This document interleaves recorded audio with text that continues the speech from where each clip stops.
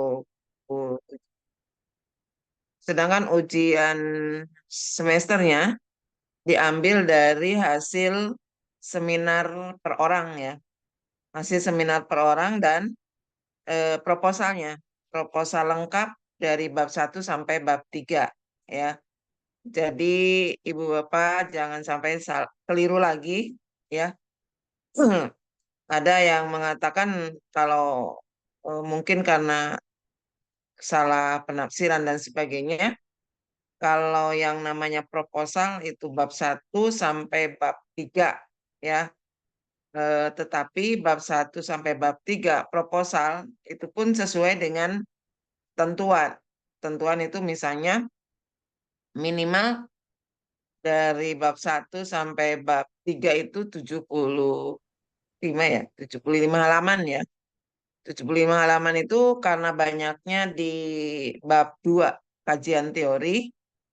Kalau dari 3 variabel ya itu variabel ya yang jadi masalah misalnya Y-nya itu kan minimal minimal 5 sumber dengan jurnal tambah dengan jurnal ya, dengan X1 X2 ya, itu yang banyak di bab 2-nya kajian teorinya ya.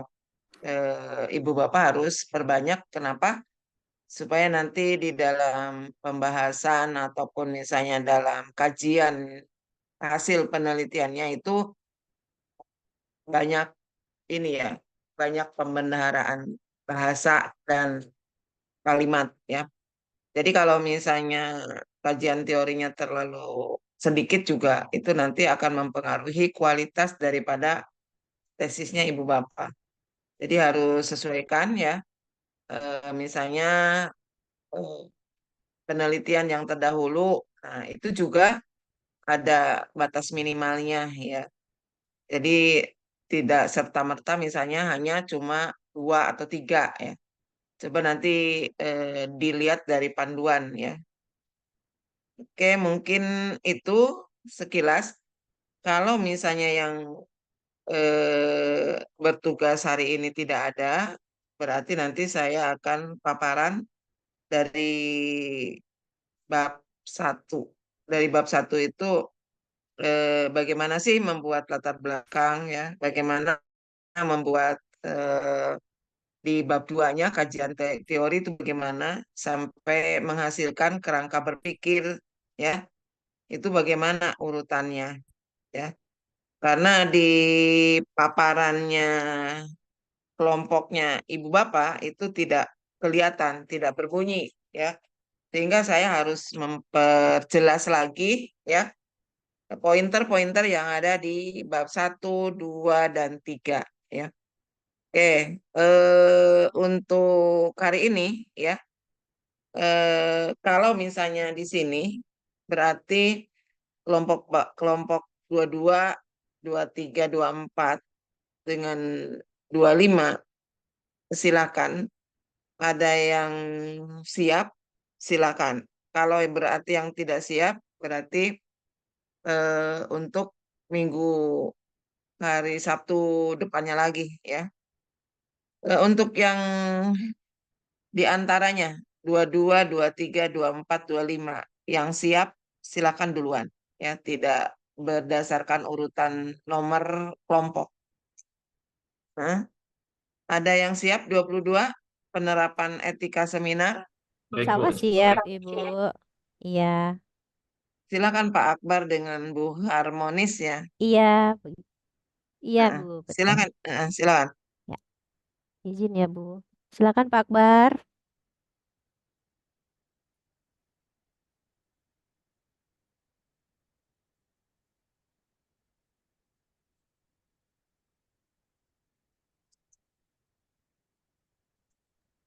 Baik, mohon izin untuk memulai ya, Ibu ya. Ya, ya, silakan. Yang saya hormati Ibu Yuyun selaku dosen pengampu di mata kuliah seminar proposal ini. Baik, sebelumnya Assalamualaikum warahmatullahi wabarakatuh. Waalaikumsalam. Waalaikumsalam. Ya, izin memperkenalkan Ibu, kami dari kelompok 2 Iya, dengan Pak pemaparan, yaitu adalah penerapan etika seminar. Penyaji adalah Akbar Maulana dengan NPM 202022717909 dan Ibu Harmonis 2022717909. Baik, pemaparan ini akan dibagi dua dengan kami. Untuk pemaparan yang awal, insya Allah akan disampaikan oleh Ibu Harmonis. Kepada Ibu Harmonis, saya persilakan. Ya, baik. Terima kasih, Pak Akbar. Izin Ibu, kami Ya, dari kelompok 22, saya Harmonis akan memaparkan eh, tentang penerapan etika seminar. Di mana dari kontennya terbagi atas 3. Pertama, pentingnya aspek etika dalam seminar proposal. Kedua, prinsip-prinsip etika komunikasi. Dan ketiga, prinsip-prinsip etika penyusunan dan penyampaian proposal.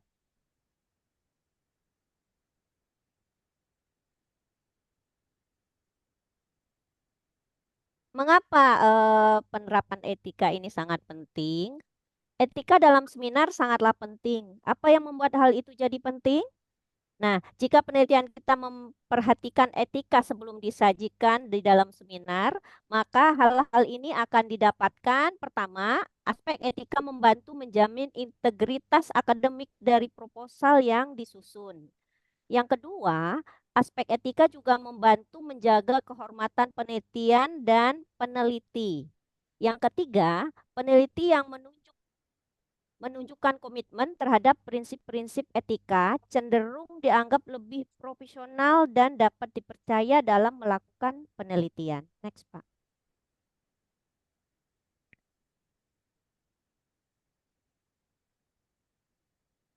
Selanjutnya, Ibu. Ya, prinsip-prinsip etika komunikasi. Mengapa etika komunikasi menjadi hal penting dalam kegiatan seminar? Menurut Dedi Mulyana dalam model komunikasi Mulyana, menyatakan bahwa lingkungan atau situasi di mana komunikasi terjadi seperti waktu, tempat, budaya, dan hubungan antara komunikator dan penerima akan sangat mempengaruhi etika komunikasi tersebut. Baik, terima kasih kepada Ibu Harmonis atas pemaparannya. Ya. Selanjutnya, mohon izin Ibu, akan saya lanjutkan. Selanjutnya di sini kami menyajikan teori-teori yang memang relevan, bisa teman-teman baca tentang teori etika komunikasi. Menurut Heath R.R.L. dan Brian J. 2000, bahwa ada 3 teori yang bisa kita menjadi rujukan, yaitu teori etika deontologis dan teori etika utilitarian, teori etika dialogis. Sedikit kami ulas tentang teori tersebut. Teori ini deontologis menekankan pada kewajiban moral dan aturan yang dikembangkan oleh Immanuel Kant yang menilai tindakan berdasarkan niat dan prinsip moral universal. Nah, jadi dalam komunikasi ada etika, bahwa etika dialogis itu menekankan pentingnya untuk mengikuti aturan akademik dalam proposal, tesis, atau skripsi, termasuk saat kita akan memaparkan tesis, proposal, dan skripsi yang akan kita ujikan atau sidangkan. Nah, selain itu, etika dalam penulisan pun sangat penting. Yang pertama, dijelaskan bahwa dari teori etika deontologis itu, bagaimana seorang penulis itu menghormati hak cipta, dalam pemaparannya bersikap jujur, dalam pemaparan juga menghormati orang lain dan tidak memihak terutama. Tindakan harus bisa dijadikan aturan universal tanpa memanipulasi data. Termasuk sang pemapar juga harus bisa menjaga kerahasiaan informasi pribadi dalam penelitian yang telah disepakati sebelumnya oleh peneliti dengan narasumber ataupun yang diwawancarai. Selanjutnya ada teori etika utilitarian. Etika ini menekankan hasil tindakan yang menghasilkan kebahagiaan, atau bisa lebih singkatnya, bagaimana proposal tesis skripsi kita itu bisa bermanfaat luas setelah disidangkan atau diujikan. Nah, ada beberapa poin yang kami rangkum. Yang pertama, pilih topik penelitian yang memberikan manfaat signifikan, sehingga topik pun harus diangkat secara baru ataupun secara topik yang memang lagi hangat di masyarakat, sehingga manfaatnya lebih signifikan dirasakan oleh masyarakat. Pertimbangkan konsekuensi tindakan terhadap individu, kelompok, atau komunitas. Nah, usahakan isi-isi daripada konten-konten yang kita teliti itu tidak menyinggung individu atau menyudutkan, mendiskriminasi kelompok atau komunitas. Gunakan metode penelitian yang meminimalkan resiko, soroti hasil penelitian yang dapat meningkatkan kualitas hidup. Nah, tujuan daripada penelitian adalah pasti untuk masyarakat lagi, sehingga apa yang kita sampaikan pada saat ujian sidang ataupun tesis, kita harus bisa menjelaskan bagaimana bagaimana penelitian kita itu bisa meningkatkan kualitas hidup bagi masyarakat luasnya. Diskusikan bagaimana penelitian dapat diterapkan secara luas untuk memberikan manfaat bagi masyarakat. Sehingga dalam penelitian juga kita saat pemaparannya nanti diskusikan dengan para panelis ataupun penguji sidang bahwa bagaimana manfaat ini bisa, bagaimana penelitian kita ini bisa bermanfaat luas untuk banyak orang. Terus libatkan juga pemangku kepentingan, itu hal-hal yang teknis, optimalisasi penggunaan sumber daya seperti waktu, dana, dan tenaga. Selanjutnya ada teori etika dialogis. Nah, di sini menurut saya, menurut kelompok kami, teori inilah yang lebih relevan bisa digunakan oleh kita dalam pemaparan ujian sidang. Karena di sini ditekankan bagaimana pentingnya dialog dan interaksi dalam pengambilan keputusan. Terus pendekatan ini memfasilitasi penerimaan umpan balik yang efektif, terutama dalam ranah akademis seperti penyusun dan proposal, tesis, ataupun skripsi. Di sini ada beberapa poin yang kami rangkum juga. Yang pertama, prinsip inti etika dialogis adalah membuka ruang untuk dialog saat mempresentasikan proposal, tesis, atau skripsi. Jadi, seorang pemapar wajib untuk membuka ruang dirinya untuk mendengarkan dialog itu bisa dalam bentuk masukan ataupun diskusi antar peneliti dengan penguji sidangnya terhadap apa yang sedang dipaparkannya. Terus etika dialogis juga menghormati keberagaman pendapat. Artinya seorang pemapar wajib untuk merespon pertanyaan dengan menghargai sudut pandang orang lain. Nah, bagaimana seorang pemapar bisa memahami apa yang dimaksudkan oleh penanya ataupun penguji bila ada pertanyaan ataupun masukan-masukan lainnya. Gunakan bahasa inklusif, artinya tidak menyinggung ataupun tidak berbau sara, menyudutkan etnis ataupun yang lainnya. Dalam melibatkan partisipan terutama saat penyusunan dan juga saat pemaparan. Pertimbangkan konteks sosial dan budaya dalam komunikasi. Nah, biasanya kan orang-orang memiliki sosial dan budayanya masing-masing berdasarkan latar belakang dari orang tersebut. Nah, kita seorang pemapar wajib untuk memahami ciri khas ataupun sosial budaya daripada latar belakang. Misalkan pembimbing kita misalkan dari mana dan mana memiliki ciri khasnya berbeda gitu. Artinya kita harus menghargai ciri khas tersebut. Untuk apa? Untuk membangun hubungan baik dengan pembimbing, dan ketika ada permasalahan konflik wajib untuk diselesaikan secara musyawarah ya atau kompromi ya, melalui dialog bisa dan yang lain. Nah, itu dia pemaparan tentang teori-teori yang kami sajikan. Selanjutnya tentang prinsip-prinsip etika penyusunan dan penyampaian proposal. Silakan kepada Bu Harmonis untuk dilanjutkan pemaparannya aspek penyusunan. Ya, baik. Selanjutnya pada prinsip-prinsip etika penyusunan dan penyampaian proposal. Pertama, aspek penyusunan. Di dalam aspek penyusunan terdapat 3 aspek. Pertama, kesesuaian dengan prinsip-prinsip penelitian. Di mana kesesuaian dengan prinsip-prinsip penelitian ini, peserta seminar proposal perlu memastikan bahwa proposal yang diajukan sesuai dengan prinsip-prinsip penelitian yang etis. Hal ini termasuk pemilihan topik yang relevan, metodologi, penelitian yang tepat, serta kejelasan dalam tujuan dan manfaat penelitian. Sedangkan yang kedua, keterbukaan dan kehandalan informasi, di mana penyusun proposal harus menjaga keterbukaan dan kejujuran dalam menyampaikan informasi mengenai proyek penelitian yang diajukan. Hal ini mencakup memberikan referensi yang akurat, menghindari plagiat, serta tidak menyembunyikan informasi yang penting atau berpotensi memengaruhi penilaian. Dan yang ketiga, perlindungan terhadap hak cipta dan kekayaan intelektual. Nah, ini yang sering kita dengar ya informasi sekarang yang banyak sekali hak cipta ini dilanggar. Di mana penting bagi penyusun proposal untuk menghormati hak cipta dan kekayaan intelektual dari penelitian yang dikutip atau dirujuk dalam proposal. Penggunaan materi yang tidak sah atau tanpa izin dapat merusak integritas penelitian dan reputasi penyusun proposal. Selanjutnya silakan Pak Akbar. Baik, Bu Harmonis, terima kasih atas pemaparannya juga. Selanjutnya adalah tadi dijelaskan oleh Bu Harmonis tentang aspek penyusunan, karena dalam penyusunan pun ada etika yang harus kita junjung ya, terutama. Selanjutnya ada aspek penyampaian, yaitu bagaimana yang pertama, satu ada kebenaran dan kejujuran. Apa yang kita sampaikan harus berdasarkan kebenaran dan kejujuran, bersifat fakta, ya terutama fakta, karena penelitian itu memiliki sifat yang berdasarkan fakta ya. Lalu yang kedua, pencantuman sumber. Itu wajib kita mencantumkan sumber. Tiga, kepatuhan terhadap aturan penulisan. Ya.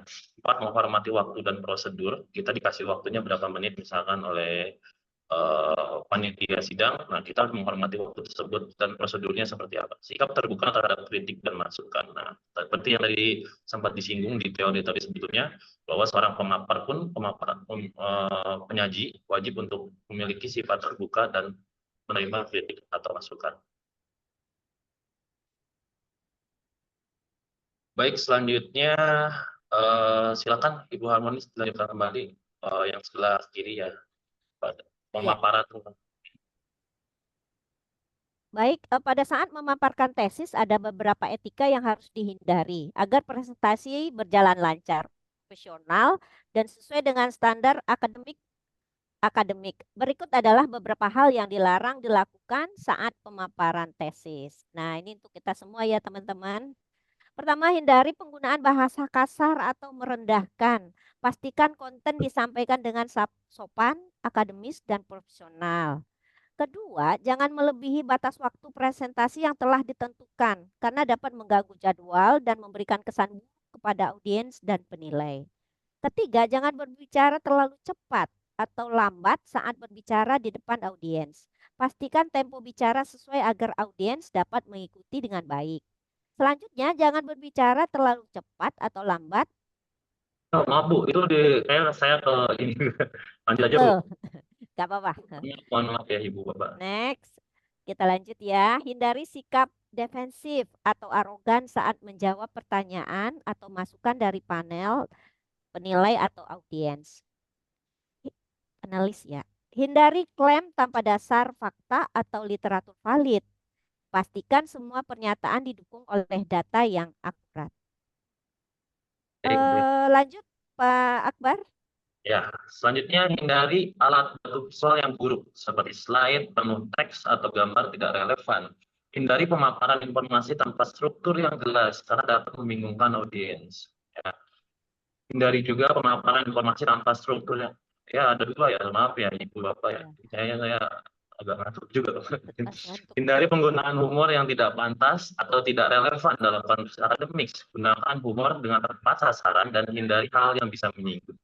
Hindari perilaku tidak profesional seperti bermain-main dengan perangkat elektronik atau bersikap tidak serius. Berpakaian rapi dan berperilaku profesional adalah penting. Pastikan alat presentasi seperti laptop, proyek, mikrofon berfungsi dengan baik sebelum presentasi untuk menghindari gangguan teknis.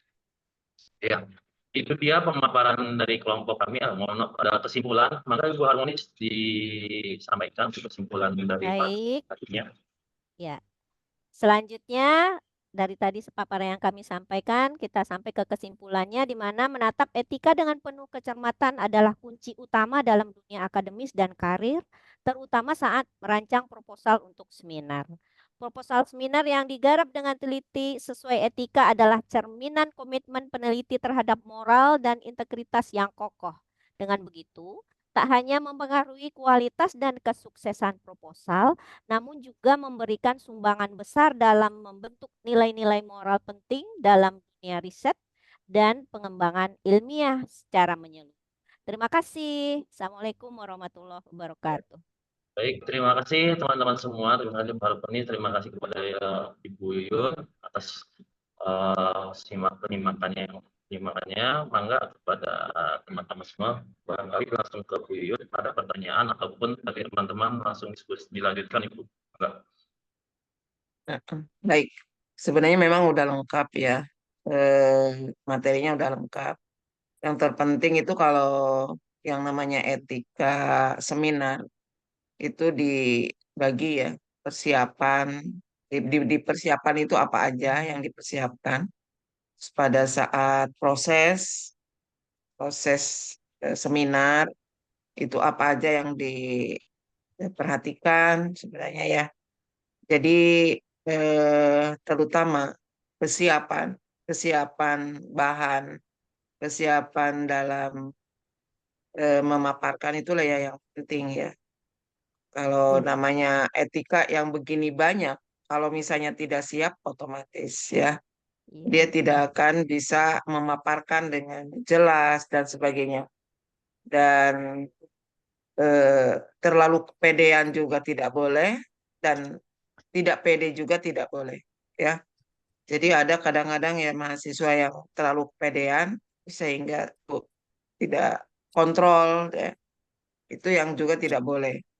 Jadi yang terpenting Ibu Bapak etika sopan santun yang Bapak harus, jangan teriak-teriak, jangan manggil ya. Astagfirullahaladzim. jangan manggil, dianya manggil teriak-teriak malah.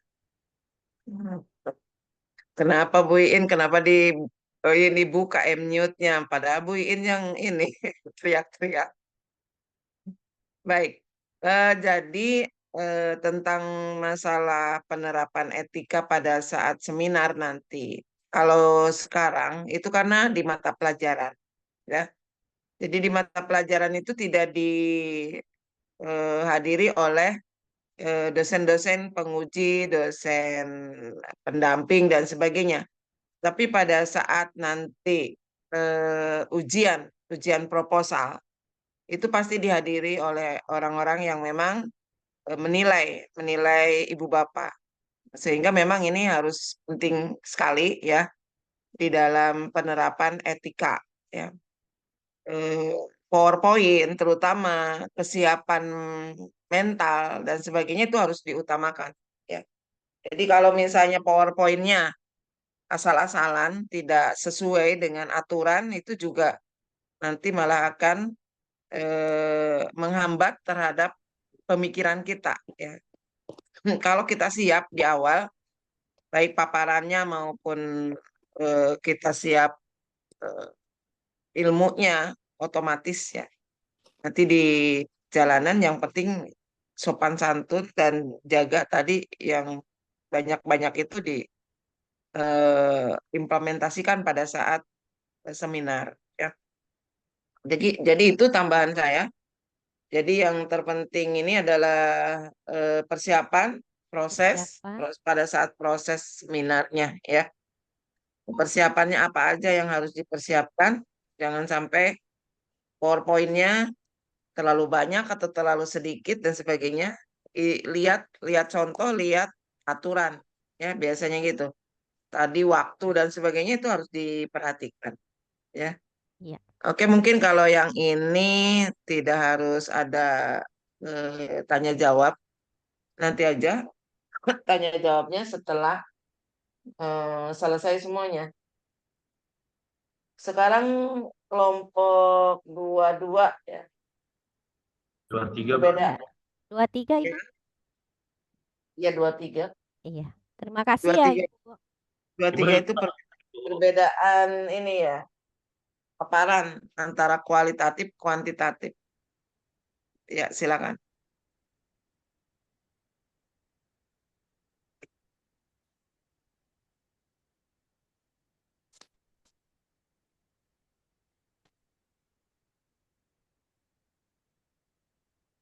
Assalamualaikum warahmatullahi wabarakatuh.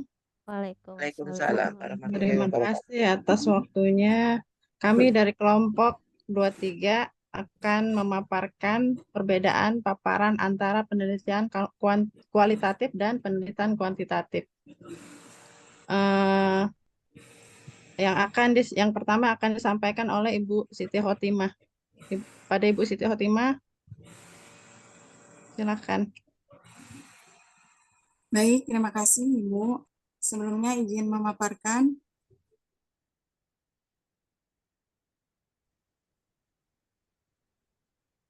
Yang pertama, ada perbedaan penelitian kualitatif dan penelitian kuantitatif.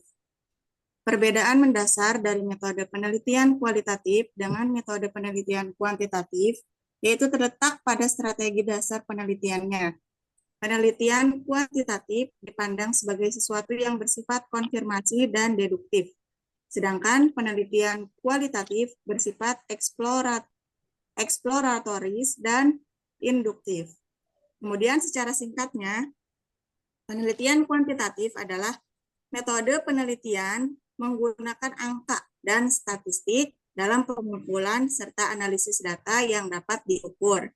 Sedangkan penelitian kualitatif bersifat lebih menyelidiki hingga menghasilkan data yang tidak dapat diperoleh lewat prosedur statistik.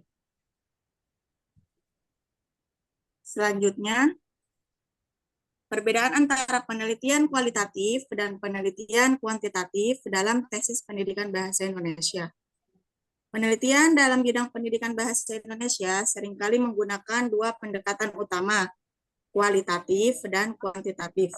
Meskipun keduanya bertujuan untuk memahami fenomena dalam pendidikan bahasa Indonesia, mereka memiliki perbedaan signifikan dalam pendekatan, metode, dan interpretasi data.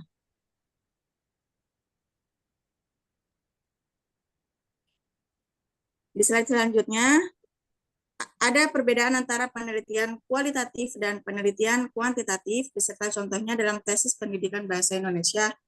Di sini ada 3. Yang pertama pendekatan penelitian, yang kedua metode pengumpulan data, dan yang ketiga interpretasi data. Yang pertama, pendekatan penelitian.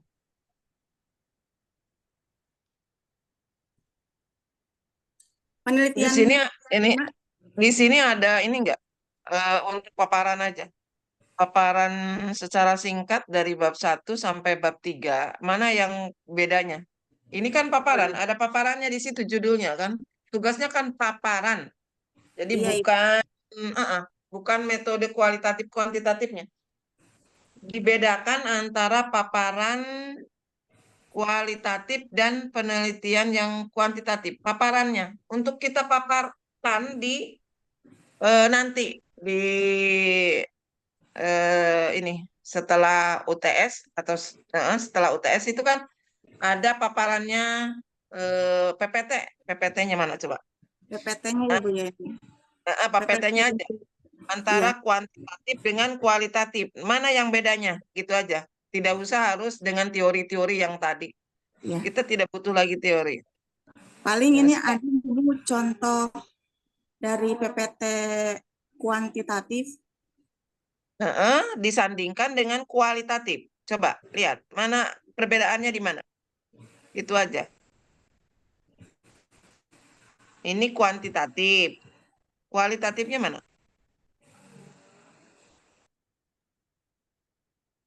Sebentar.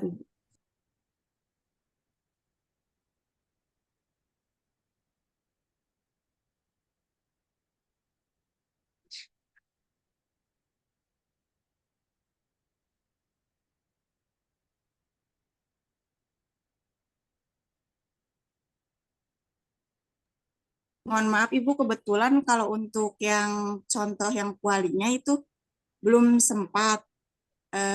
Cuman ada yang di sini yang di PPT kami itu yang di bagian slide.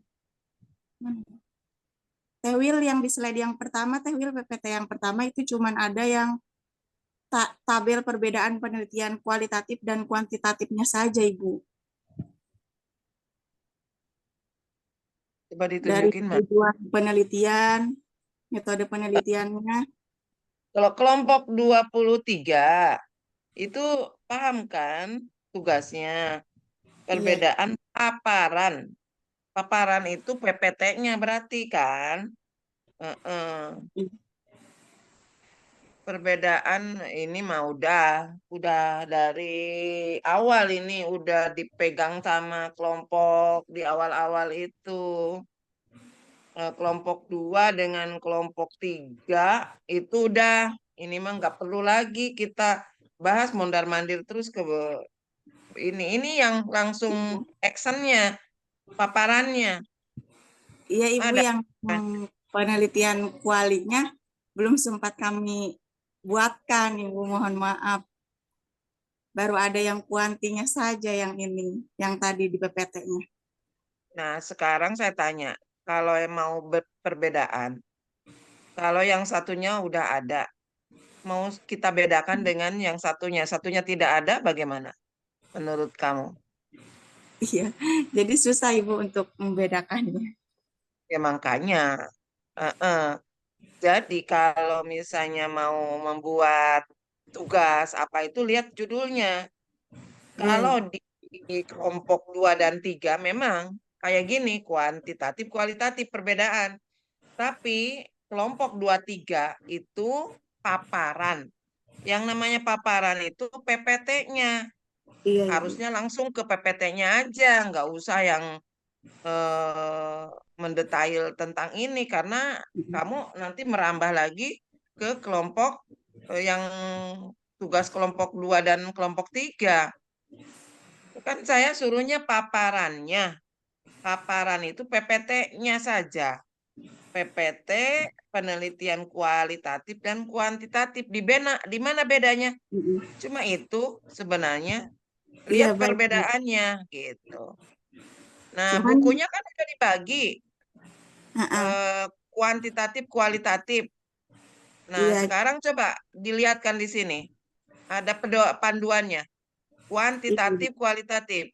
Tunjukin di sini. Di situ aja. Coba. sama ini juga Ibu yang contoh dari yang kualitatifnya, mohon maaf Ibu, Ibu belum belum Gak apa-apa. share yang Sekarang lihat dulu ininya ya, sistematik yang di panduan. di panduan. Kuantitatif dengan kualitatifnya ada nggak? Itu kan udah lama tuh Teh disuruh. belum di-share Teh. Oh, Coba mana? Bapak Ibu mohon izin, tolong dikirim orang ya, soalnya ini saya pakai laptop yang lain. Jadi ini laptopnya file yang Ibu berikan belum saya download yang di laptop ini, Bu. Mungkin Coba bantu. barangkali teman-teman ada yang bisa membantu, soalnya saya di laptop nggak bisa masuk Zoom-nya.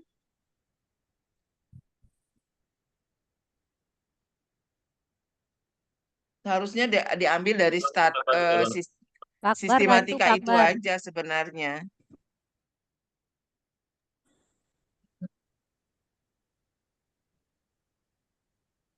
Ini bukan?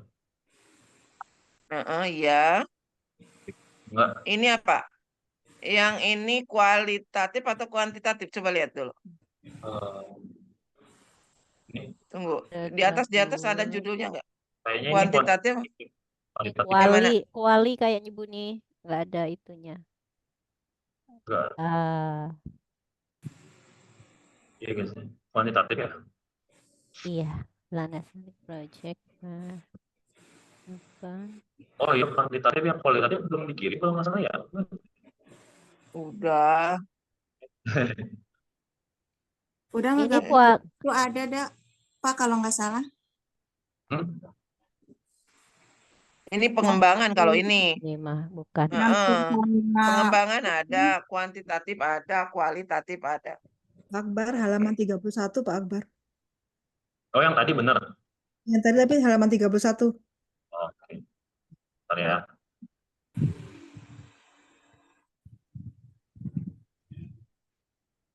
Ini yang kualitatif kan ya Pak Akbar? Yang mau dicari? Iya, 31 coba. Oh yang 31-nya ya. Heeh. Ini 41. 31-nya ada nggak? Bentar ya. 31-nya. Coba ada yang bisa nge-share ke sini lagi nggak? Kan biasanya yang terkirim. Coba Ibu Bapak sudah baca belum yang panduan yang terbaru? Coba lihat, bandingkan antara kuantitatif dengan kualitatif, di mana ya yang berbeda di mananya? Coba sistematikanya lihat. Sebenarnya gampang ini. Kalau kelompok ini harusnya baca dulu yang ini udah gampang. Tidak usah ibu bapak itu kok ininya teori gitu tuh. Udah bandel banget gitu. Dari awal itu penerapan. Nggak mau penerapan. Bingung lah juga nih. Sebentar. Boleh. Coba kalau lihat panduan, disandingkan kan enak tuh. Iya Ibu, kalau penelitian kualitatif di bab 1 itu kan ada 7 ya Ibu ya. Di bab 1-nya ada 7. Yang pertama latar belakang, kedua identifikasi masalah, fokus masalah, kemudian rumusan masalah, tujuan penelitian, dan kegunaan penelitiannya. Sedangkan kalau di penelitian kualitatif,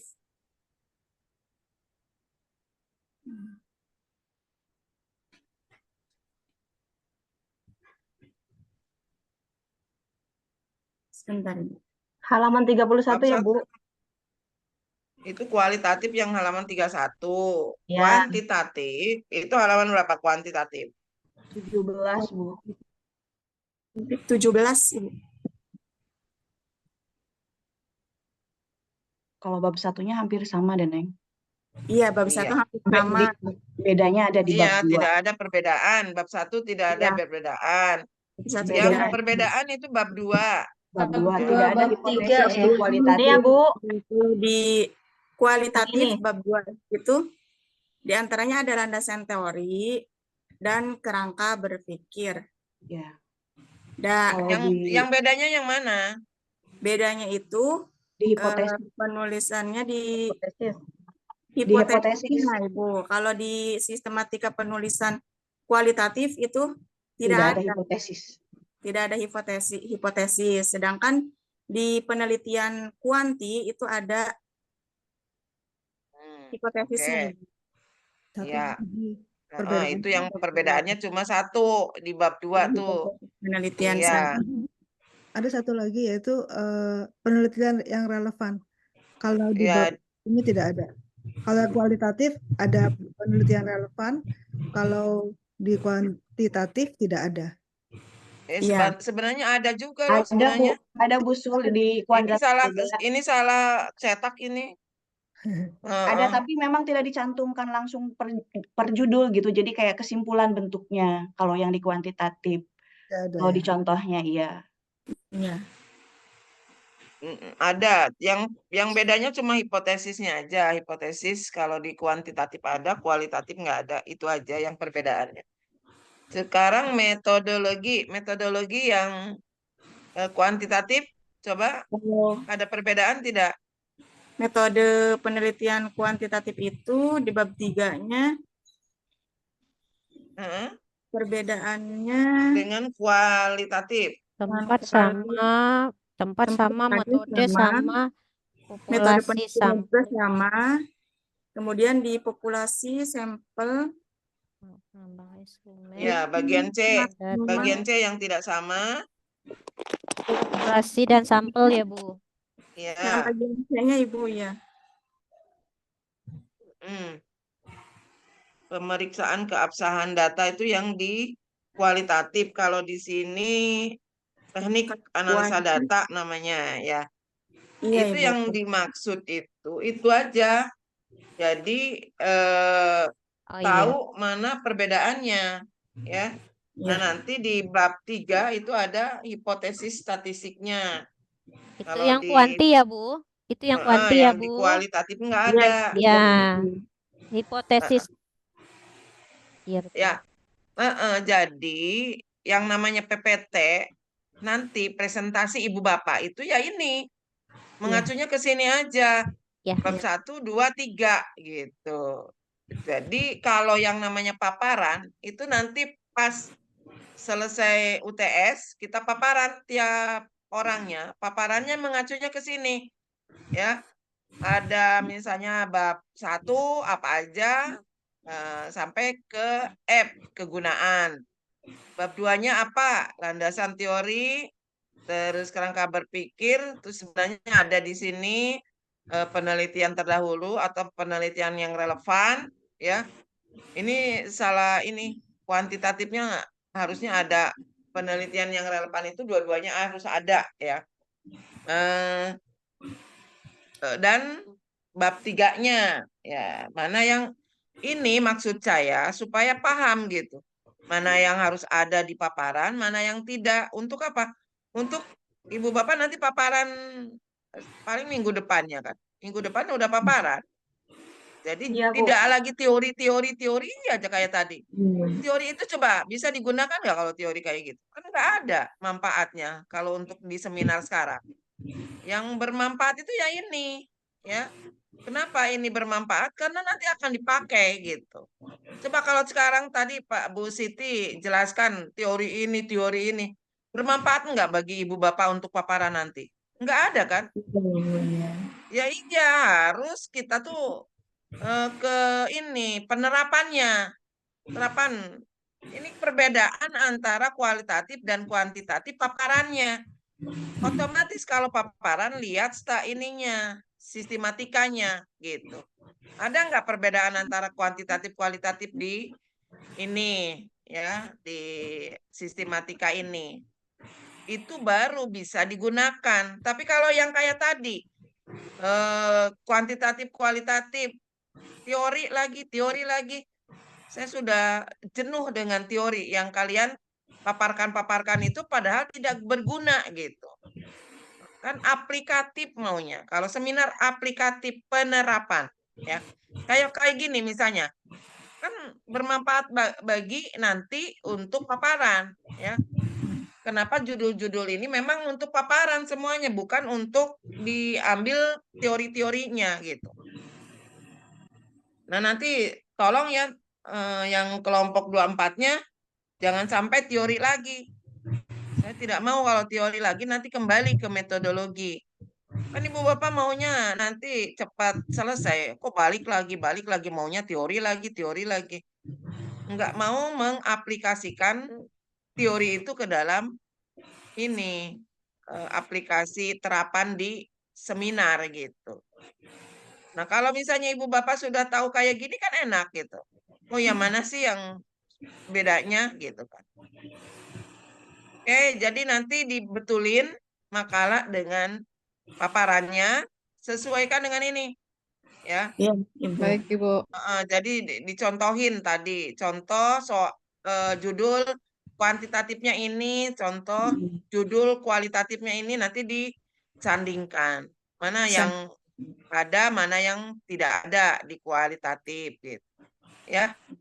Ya, baik, Itu Ibu. aja sih paparan tuh cuma sedikit mana perbedaannya ya mana yang ya, kalau yang lainnya sama ya udah perbedaannya aja yang mana gitu. Ya. Ya. Oke, Ibu, 23 terima udah, kasih, 24 Bu. sekarang. Terima kasih banyak, Bu. Izin bertanya boleh Ya. nggak? Bertanya sedikit tentang tempat dan waktu penelitian, boleh tidak? Silakan Bu. Ya, terima kasih Ibu. Assalamualaikum warahmatullahi wabarakatuh. Untuk penelitian, saya masih sedikit bingung Bu untuk penelitian kualitatif yang mengambil novel sebagai objek materialnya. Nah, itu tempat dan waktu penelitiannya itu bagaimana, Bu? Mohon pencerahannya. Kalau waktunya kan sesuaikan ya. Kalau waktunya, kalau tempat itu sebenarnya ini saya juga masih tanda tanya yang panduan yang baru. Kalau yang lama memang tidak ada tempat penelitian itu sebenarnya. Nah, yang baru itu kok muncul gitu. Makanya saya belum sempat tanya ke yang menyusun ini. Yang seharusnya memang di sini sebenarnya tempat itu tidak ada. Kalau yang lama ya, nanti saya share di grup yang lama PPT ya. Kalau tempat kan kalau yang namanya novel ya di mana aja kan bisa di ini. Ya, makanya. Jadi mungkin di sini bukan tempat ya. Ya, Saya makanya Heeh. ketika harus memasukkan tempat, kalau waktu mungkin bisa dari seminar proposal Ya. ini sampai pembuatannya ya Bu ya. Tapi kalau Mm-mm. tempatnya itu apa di perpustakaan atau Enggak. enggak ya Bu? Enggak juga. Kan bisa aja di mana-mana ya. Namanya novel. Novel itu bisa dibawa di rumah, bisa dibawa di sekolah, bisa dibawa di mana. Yang penting kan novel ya. Heeh. Jadi sebenarnya tempat penelitian itu kalau yang lama itu bukan tempat penelitian ya. Sebentar, apa sih? Oh, saya belum share ya. Belum share yang kualitatif ya. Kebanyakan tugas kalau di sini. Belum, Jadi Bu. kalau belum ya. Iya, Belum, Bu. semangat nih Bu Oke. nungguin yang kualitatif. Yang kuantitatif yang sudah ya. Iya, betul Bu. Oke. Nanti sebentar saya kirim yang kualitatifnya ya. Untuk ini kita tidak harus ini ya mengikuti panduan yang tempat karena tempatnya itu tidak bisa kita ini prediksi misalnya di sekolah, di perpustakaan atau di mana kalau meneliti novel ya. Jawabannya itu. Jadi ini tempatnya disesuaikan dengan yang lama ya, bukan eh, sebenarnya bukan tempat kalau yang lama ya. Saya coba perlihatkan dulu yang lama, yang kualitatif ya. Oke, saya share dulu.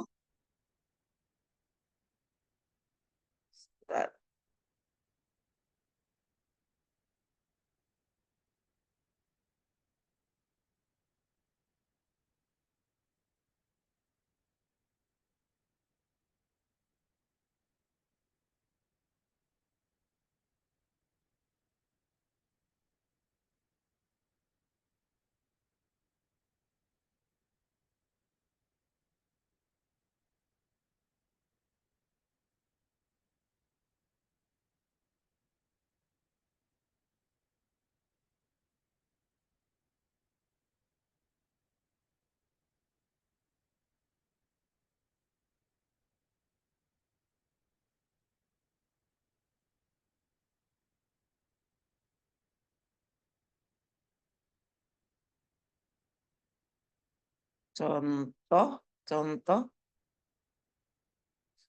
landasan teorik.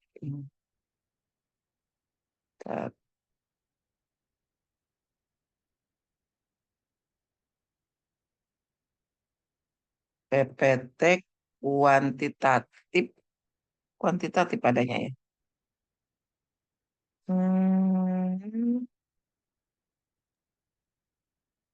Terus tesis mana yang kualitatifnya ya? Bentar. Hmm.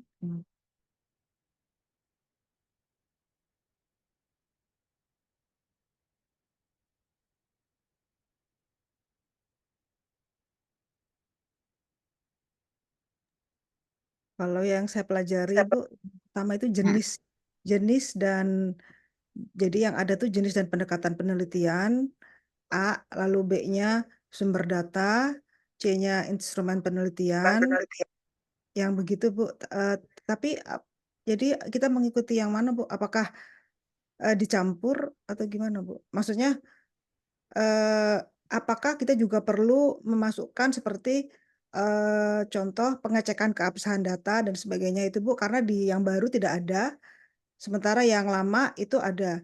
Walaupun kualitatif tetap ada pengecekan keabsahan data, tahap-tahap penelitian, ya tahap pelaksanaan dan sebagainya itu Bu, itu ada. Tapi kalau di yang baru tidak ada.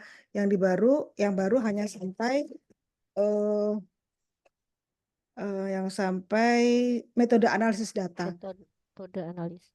Iya, saya Yang, sudah yang tidak ada itu cuma tempat dan tempatnya aja. Yang lainnya itu ngikutin yang baru nggak apa-apa sebenarnya. jadi judulnya diganti tempat waktu penelitian aja ya Bu ya. Jadi tidak usah ada tempat gitu ya. Ya, baik. Baik, Bu. Heeh. Terima kasih. Saya cari itu supaya sekalian, supaya saya tidak apa namanya, tidak lupa gitu. Oh ya, ini ada. Oke, berarti oke di ini bentar.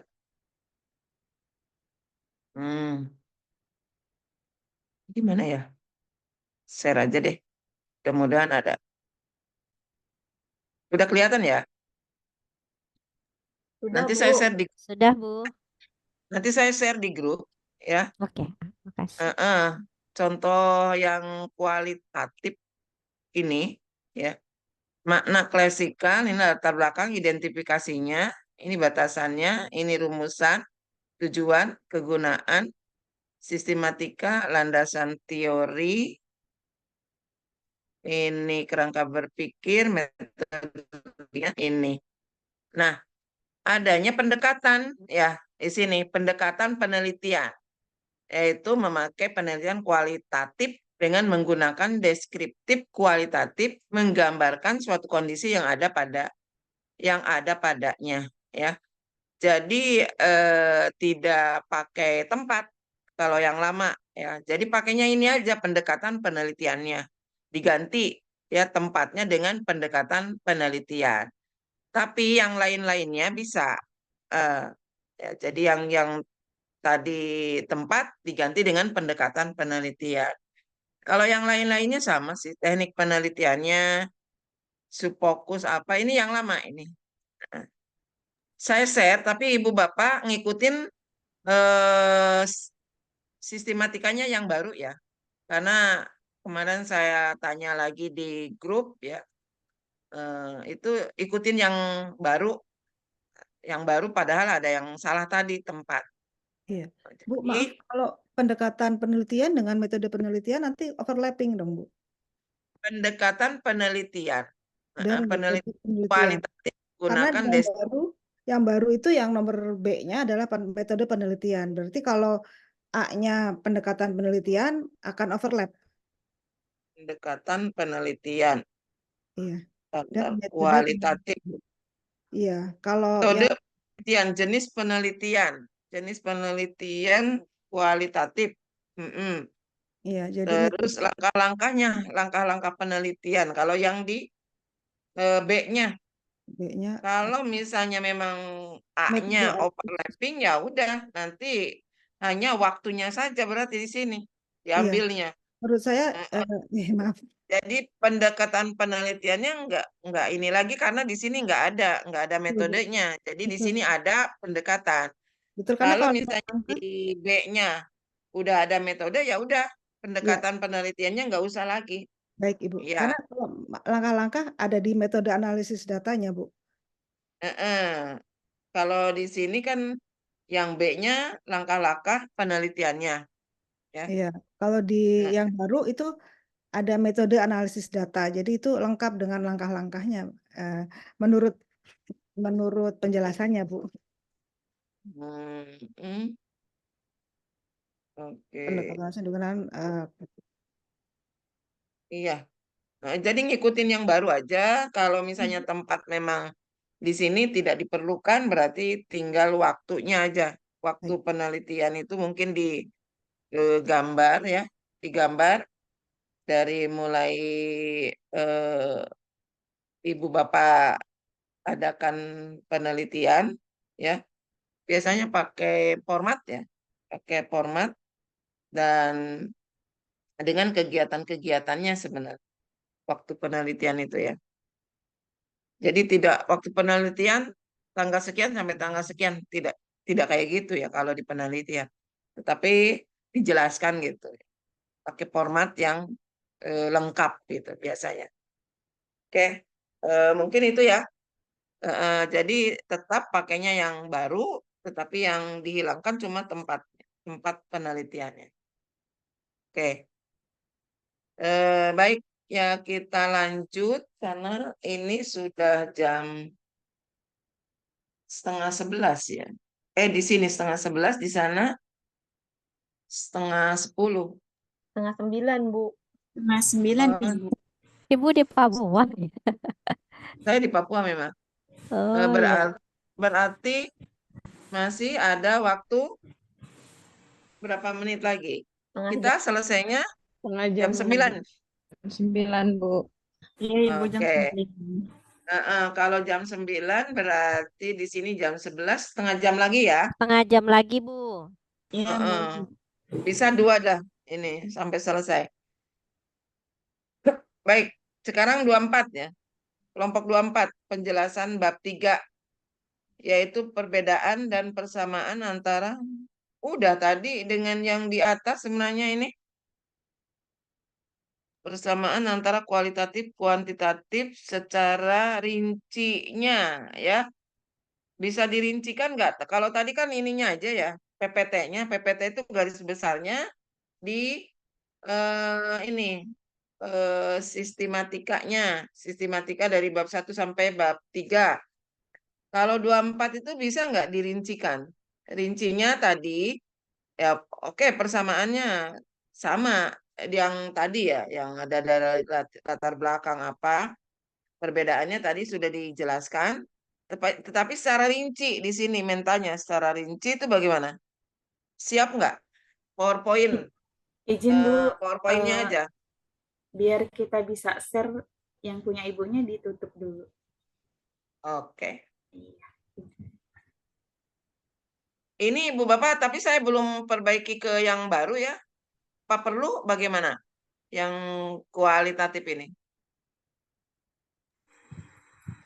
Nanti Ibu Bapak yang perbaiki yang ke sistematika yang baru ya. Karena sebenarnya hampir sama sih dalamnya. Iya, Bu. Perlu, Bu, buat wawasan. Bicara aja dulu, Bu. Oke. Sebentar. Saya tutup dulu deh.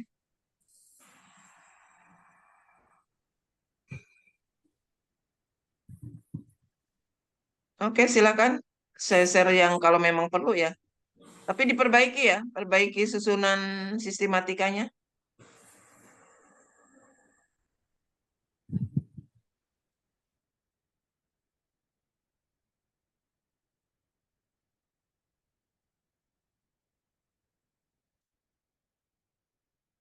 Ya, yang 24 silakan. Ya, sebentar Ibu.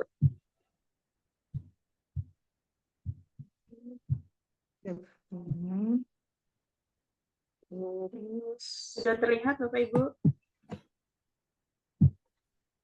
Sudah, Bu. Sudah, Bu. Sudah Bu Juria. Oke. Assalamualaikum warahmatullahi wabarakatuh. Waalaikumsalam. Waalaikumsalam warahmatullahi wabarakatuh. Selamat pagi Bapak Ibu, salam sejahtera untuk kita semua. Semoga kita selalu dalam keadaan sehat dan bisa lulus bareng secara bersama. Yang terhormat Ibu Yuyun selaku dosen pengampu mata kuliah proposal dan teman-teman seperjuangan yang insya Allah hari ini selalu dalam keadaan sehat walafiat. Amin ya rabbal alamin. Baiklah, saya bersama rekan saya Ibu Iin akan mencoba memaparkan tentang perbedaan dan persamaan antara kualitatif dan kuantitatif. Mohon izin Ibu dosen jika ada kekeliruan dan kurang mohon dikritik. Yang pertama akan disampaikan oleh rekan saya Ibu Iin. Kepada Ibu Iin dipersilakan. Baik, terima kasih Bu Juria. Langsung saja mungkin ya Bu? Iya. Coba dibaca dulu definisinya Bu. Sudah, Bu Iin? Definisi penelitian kualitatif biasanya dilawankan dengan penelitian kuantitatif dengan alasan bahwa dalam kegiatan ini peneliti tidak menggunakan angka dalam pengumpulan data dan dalam memberikan penafsiran terhadap hasilnya. Namun demikian, tidak berarti penelitian kualitatif sama sekali tidak diperbolehkan menggunakan angka. Yang tidak tepat adalah apabila dalam mengumpulkan data dan penafsirannya menggunakan rumus-rumus statistik. Ciri-ciri penelitian kualitatif yaitu latar ilmiah atau natural setting, manusia sebagai alat atau instrumen, analisis data secara induktif, teori dari dasar, deskripsi lebih mementingkan proses daripada hasil, adanya batas yang ditentukan oleh fokus, adanya kriteria khusus untuk keabsahan data, desain yang bersifat sementara, dan hasil penelitian sepakati bersama. Lanjut aja deh ke yang lanjut yang itunya aja. Nah, Langsung ke perbedaan langsung ya, persamaan, Bu? persamaan dan perbedaannya. Langsung ke 8 mungkin, Bu. Bu Juria. Ini, Bu. Dari sini, Bu. Apa? Kayaknya enggak deh. Ini masih Sini aja. teori. Nah, ini bukan penerapan ini. Yang tadi itu jadi tidak dilihat dari perbedaannya aja, persamaannya juga gitu. Yang tadi urutan Ya. yang sistematika kualitatif dengan kuantitatif itu mana yang persamaannya, mana yang perbedaannya secara rincinya seperti Coba itu. ini ya, Bu. Ini yang pertama, masalah-masalah yang diteliti berangkat dari masalah yang diteliti. Penelitian kuantitatif menekankan pada beberapa variabel penelitian. Penelitian kuantitatif mencari hubungan, korelasi, pengaruh variabel satu dengan beberapa variabel lain. Berbeda dengan penelitian kualitatif yang meneliti satu variabel dari berbagai aspek yang mendukung variabel tersebut. Oke, Ya. sekarang saya tanya dulu sama teman-teman. Ini teori atau aplikatif? Tanya dulu sama teman-teman daripada buang-buang waktu. Teori, Bu. Teori, Bu. Teori. Masih teori kan? Kita kan tidak butuh teori kan? Ibu Bapak perlunya aplikatifnya kan? Terapannya. Teori-teori kayak gini kan udah ya. Di kelompok 2, kelompok 3, terus ada yang ini perbedaannya, persamaannya, itu teori. Jadi ini tidak aplikatif, tidak ada manfaatnya untuk teman-teman yang mau paparan. Tidak butuh gitu. Sekarang sih, kalau yang kemarin-kemarin metodologi ya butuh. Sekarang aplikatifnya, misalnya tadi disandingkan tuh tadi antara sistematika proposal kualitatif dengan kuantitatif. Yang pertama misalnya bab 1 ya. Di bab 1 itu misalnya apanya nih yang sama gitu. Yang bab 2 apa yang samanya? Perbedaannya tadi udah. Sekarang tinggal persamaannya saja. Coba mau aplikatif penerapan. Sekarang coba tadi yang statistik, yang sistematika kuantitatif dengan kualitatif disandingkan lagi. Nah, perbedaannya udah tadi, persamaannya sekarang. Coba. Harusnya dijelaskan secara rinci, tapi nggak usah rinci-rinci deh. Sekarang yang penting aplikatifnya, penerapannya. Izin Bu, kita yang persamaannya belum, jadi baru perbedaannya aja Ibu.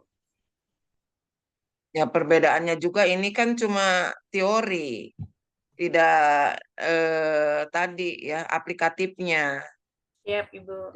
Jadi paparan yang persamaannya tadi ya, yang kayak tadi, saya kan sudah ini share nih, kuantitatif dengan kualitatif udah di-share. Sekarang tinggal disandingkan antara yang kuantitatif dengan kualitatif.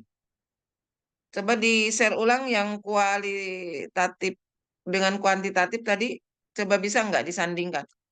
Mana perbedaannya dengan mana persamaannya?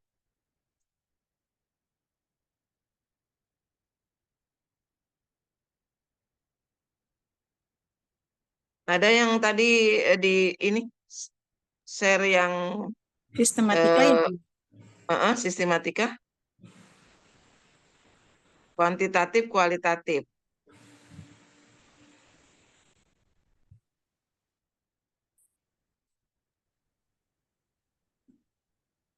Mana? Ada yang mau nge-share tidak? Kalau tidak ya nanti saya share coba. Tadi di-share sama siapa? Nah, oke, ini yang apa? Yang ini, Bu. Ini Nah, yang ini apa? kuali, Bu. Kualitatif. Ya, ini yang Oke, kualitatif. oke. Kualitatif. Yang kuantitatifnya bisa nggak disandingkan di sebelahnya? Mana kuantitatifnya mana? Di halaman 17, Bu. Harus di Ada nggak di sini? screenshot dulu, Bu. Ada, Bu, Oh, tapi nggak ada. anjat. Neng di grup udah ada yang di screenshot tuh antara kuanti dan kuali. Oh, di grup. Ya. Sebentar, Bu.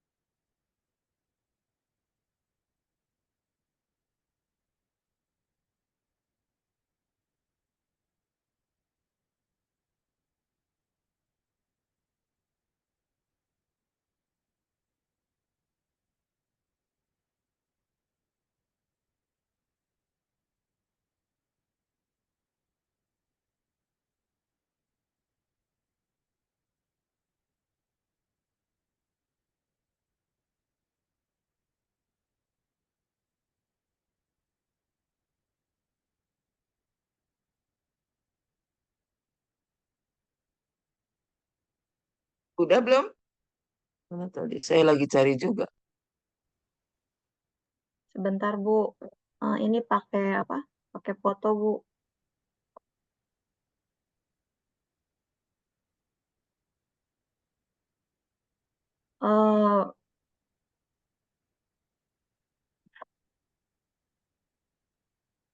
Nge-lag, Bu, laptopnya, Bu. Oke, coba yang tadi ini kan aja lagi. Tadi yang tadi. Jadi yang untuk kualitatif, Nggak bisa, Bu. kualitatif, kuantitatif. Muter-muter, Ini Bu. halaman berapa? Kuantitatif, kualitatif sebenarnya ya, yang bab 1 sama tuh. Persamaannya bab 1 sama semua.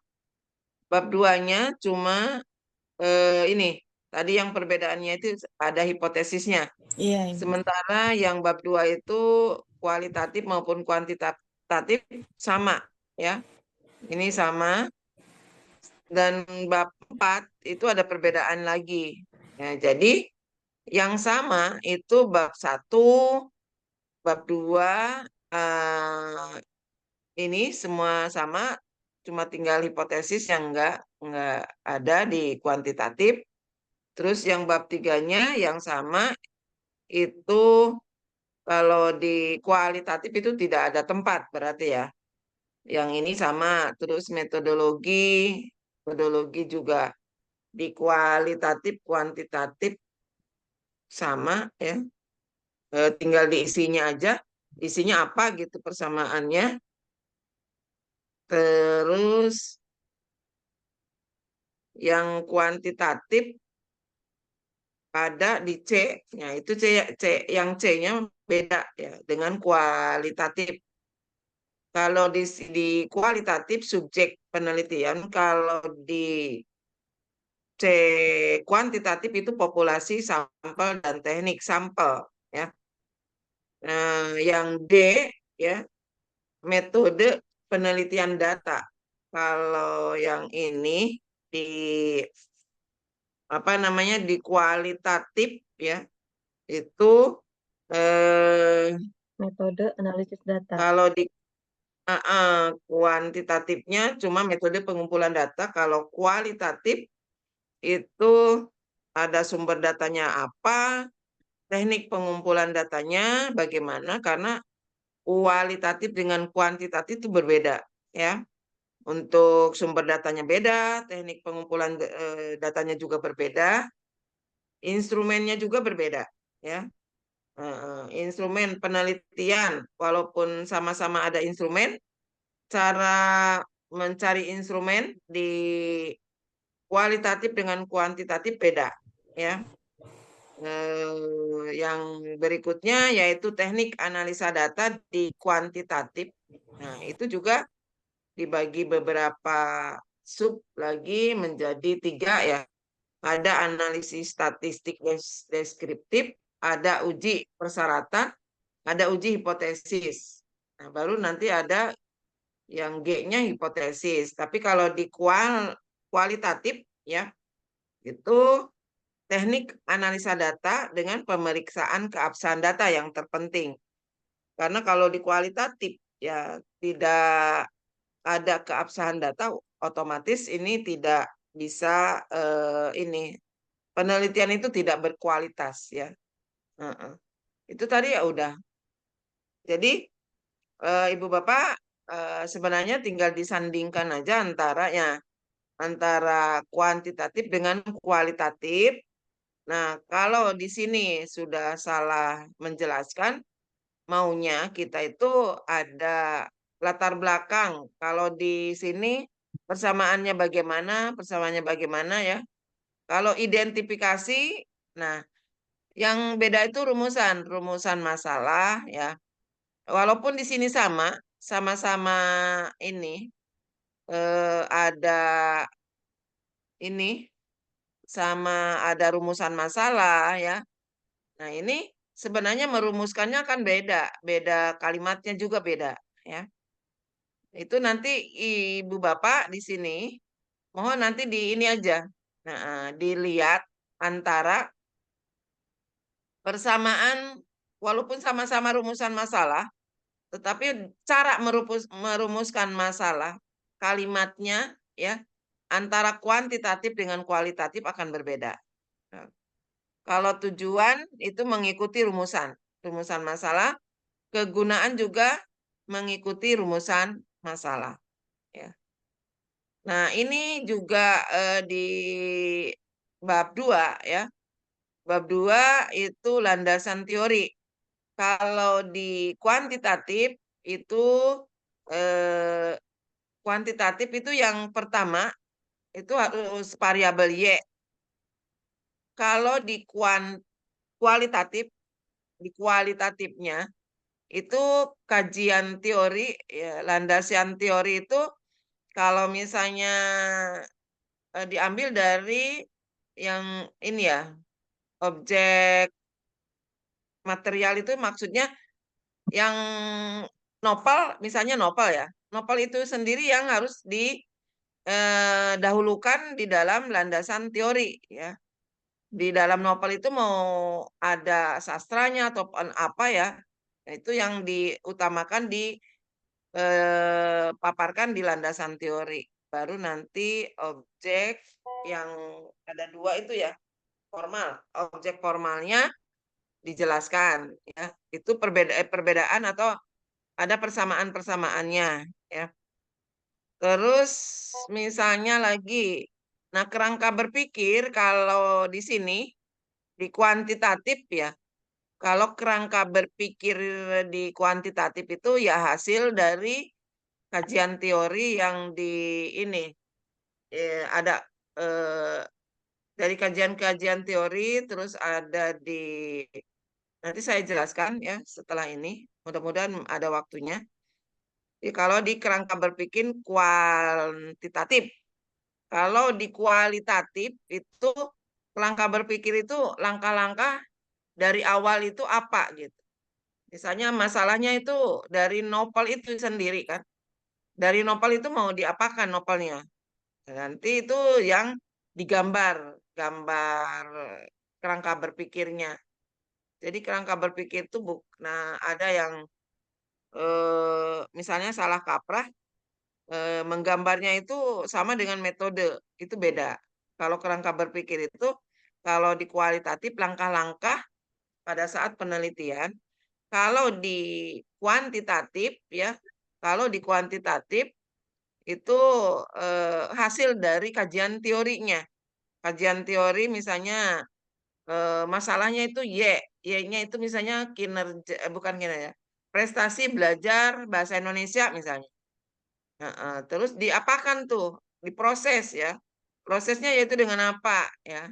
Yaitu prosesnya dengan X1 dengan X2. X1, X2-nya apa? Minat belajar, motivasi belajar, atau misalnya tentang lingkungan sekolah ataupun apa ya, itu yang jadi X-nya itu di tengah-tengah proses ya.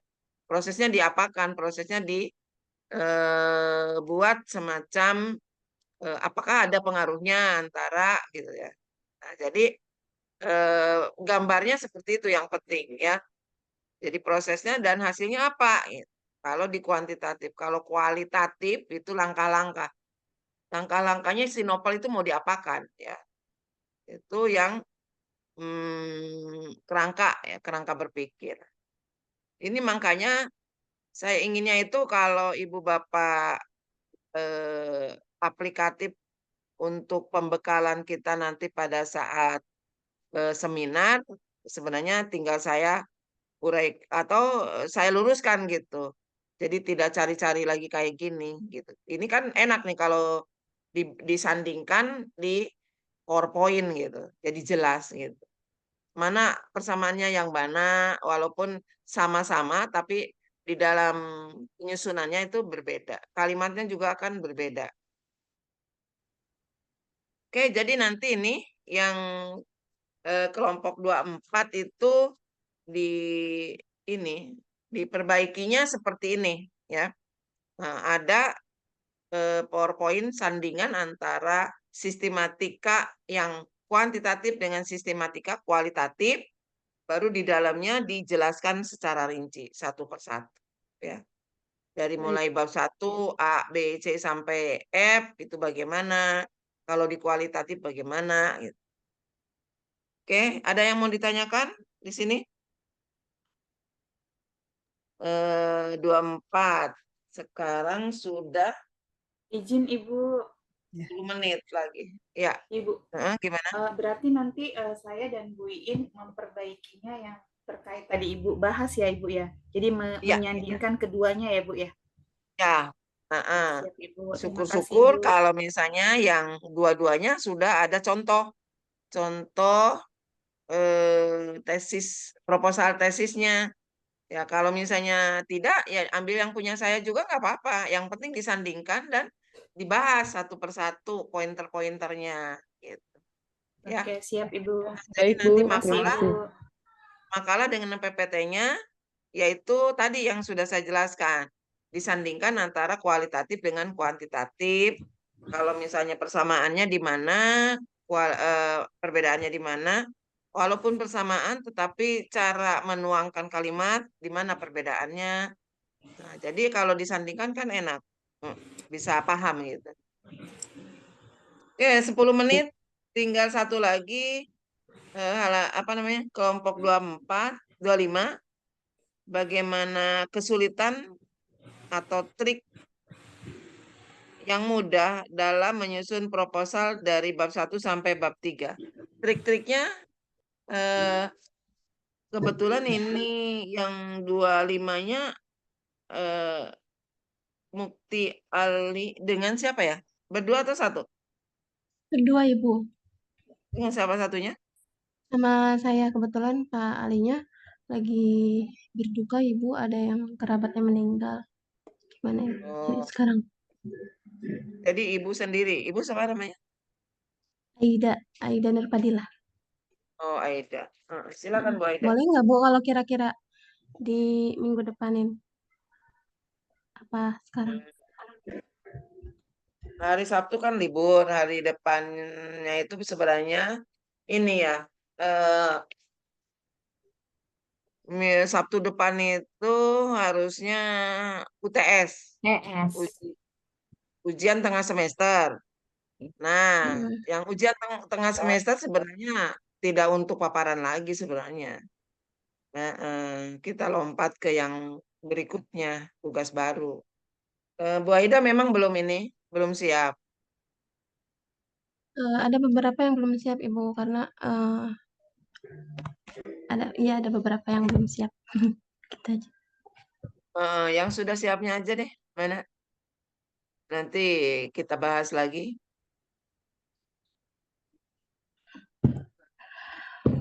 Tapi nggak apa-apa deh, biar Ibu, nanti saya ada kesempatan untuk jelasin. sementara Nanti aja untuk deh. Kalau kelompok 22 maju, 21 ya kemarin ya. Kebetulan belum sempat maju, bagaimana Bu? Oh iya Bu, masih 21. ada satu lagi. 21 minggu kemarin belum maju. 21 itu penyusunan bahan prestasi dalam bentuk PowerPoint kualitatif. Sudah ini ya, terlambat. Saya kan udah kasih share-nya. Tadi udah, nanti dipaparkan yang itu aja kali ya. Atau sekarang 21 ada yang beda? Ibu Coba. mohon izin, boleh tidak Mungkin untuk kasih waktu? mungkin untuk gambaran saja Bu, bagaimana Bu? Karena memang dari tadi kan sudah diulas juga kebetulan sama Ibu. Nah, ini contoh dari kelompok 21 gitu. Ada, tapi ya hampir sama dengan yang punya saya ya. Tapi kalau teori lagi jangan.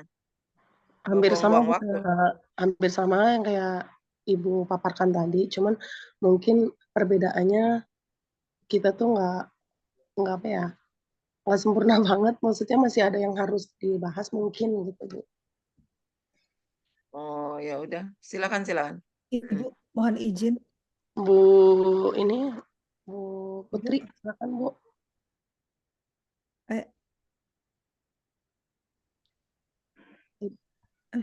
Ibu mohon izin boleh untuk kerangka berpikir boleh saya share yang saya buat untuk bisa jadi contoh teman-teman juga, apakah nanti sudah cukup atau belum gitu Bu, boleh tidak Bu? Ibu kelompok 21? Bukan Bu. Saya cuma mau... Kalau bukan ya nanti aja. Kebetulan ini nanti ada kerangka berpikir juga, siapa tahu nanti bisa ditanyakan bersama ini. Oke. Disamain Iya, sama ya kelompok 21 dulu lah. Iya. Nanti jangan yang lain, nanti habis waktunya. Bu Putri, silakan Bu. Bu Putri. Ibu. Sudah muncul belum? Belum. Yang muncul ya Bu Putri. Iya, nanti dulu sebentar Bu. Bu Putrinya udah kelihatan. Iya, sebentar. Nah, udah. Oke, baik.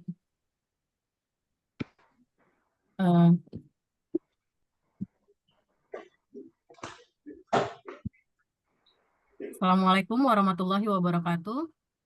Waalaikumsalam warahmatullahi wabarakatuh. Ya, terima kasih kepada Bu Yuyun untuk mengizinkan kami presentasikan hasil tugas kami, yaitu tentang penyusunan bahan presentasi dalam PPT, yaitu kualitatif. Di sini kami mengambil judulnya, Ibu, judul untuk sempro kualitatif itu adalah analisis gaya bahasa dan makna bahasa dalam kumpulan puisi M. Aan Mansur dan implikasinya terhadap pembelajaran bahasa di SMP Negeri Jakarta. Di dari Bu Putri. Nah, selanjutnya di sini untuk bab 1 pendahuluan itu ada latar belakang, identifikasi masalah, fokus masalah, rumusan masalah, tujuan penelitian dan penggunaan penelitian. Nah, di mana latar belakang tersebut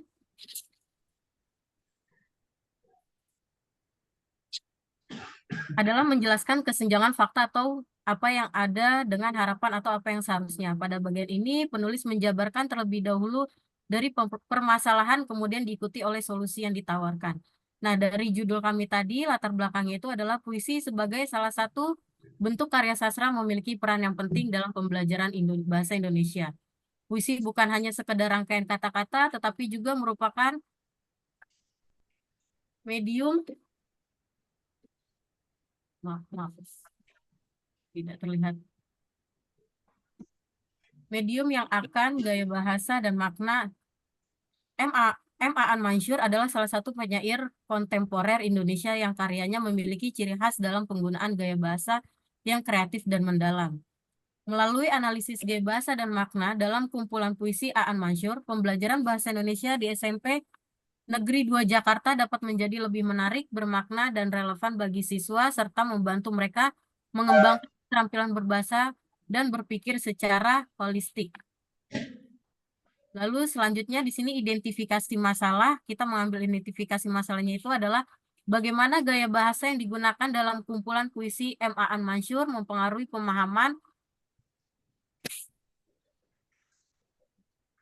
dan penafsirannya pembaca. Lalu bagaimana proses analisis gaya bahasa dalam puisi dapat membantu dalam memperdalam pemahaman terhadap karya sastra tersebut. Lalu yang ketiga, apa makna-makna yang terkandung dalam bahasa puisi M. Aan Mansur dan bagaimana makna tersebut dapat diinterpretasikan oleh pembaca. Lalu bagaimana pengajaran analisis gaya bahasa dan makna bahasa dalam puisi M. Aan Mansur dapat diintegritaskan ke dalam kurikulum pembelajaran bahasa Indonesia di SMP Negeri 2 Jakarta. Lalu, apa tantangan utama yang dihadapi oleh guru bahasa Indonesia dalam mengajar analisis gaya bahasa dan makna bahasa dalam puisi kepada siswa? Ini sudah sesuai dengan ini ya, kriteria persyaratan untuk kualitatifnya ya, di tesis ya. Iya, betul, Bu. Coba lihat judulnya dulu sebentar. Judulnya Judulnya tadi apa tadi? Analisis gaya bahasa dan makna bahasa dalam kumpulan puisi karya M. Aan Mansur dan implikasinya terhadap pembelajaran bahasa Indonesia di SMP Negeri 2 Jakarta. Berarti sudah ada dua ini ya, gaya bahasa dengan makna bahasa. Iya. Oke, berarti di sini kumpulan puisi ya? Iya, Bu. Ininya, Kumpulan objek puisi karya M. materialnya. Aan Mansur. Oke. Ya.